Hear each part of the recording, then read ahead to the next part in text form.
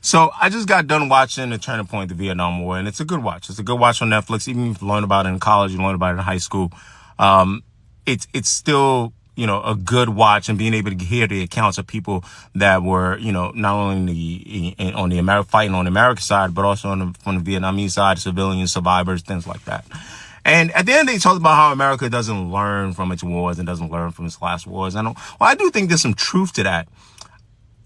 I thought about it and I said, no, that's not always true. America does learn from its last wars, but it learns on how to function better on the next war, how to change the hearts and minds of people on the next war, how to, sort of quell the anti-war rhetoric and protest that happens on the next war, right? Because they brought up Iraq and Afghanistan, and you'll notice the playbook on that is much different from the playbook on the Vietnam War.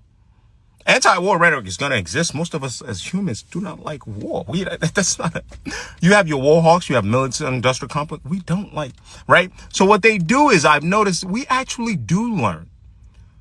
We learn, forget the battlefield of testing out new weapons. No, we learn on the mistakes that we made in places like Vietnam, right? And now that was about a different ideology, the influence of communism in Vietnam, trying to stop a communist government from developing. And then we move away from that and say, okay, how do we deal with non-Western, what we call Islamic extremists in Afghanistan, Iraq, and how do we quell that anti-war rhetoric, or how do we build confidence in our citizens to be able to go to war? Now, obviously, you have pivotal moments, things like 9/11. That's right. So you have that. So what I want people to do now, as things are getting really, things are getting more and more hostile. It's inevitable that we're going to be dipping our hands and feet again in the Middle East. I want people to think about 2003, right? Invading Afghanistan to now, right? And if we learned, same way they said in Turning Point Vietnam, we would most likely have not been in Afghanistan. That's what we're saying, right? If we learn from Vietnam, we would not been in Afghanistan, right? And the comparison they made is how we left Afghanistan and also how we left Vietnam, which were eerily similar. But I want us now to compare the war in the Middle East in 2003, Afghanistan, Iraq, and then what we have going on now. But it's not going to be the same moves, right? I think Afghanistan, Iraq, the way we quell war rhetoric and why people fell for the trap is if you spoke against it, you were considered non-patriotic and you were, considered, a sympathizer for Islamic extremism. I think some of that rhetoric is still here. The Islamic extremism, you'll be a sympathizer for them, I guess.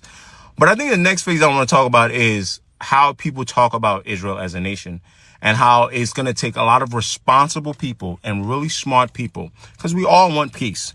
How we're lobbying for peace and how we're talking about this to not lean into a lot of what the United States has already laid the groundwork for and being sensitive to, which is anti-Semitism. I hope you get what I'm trying to say here, right?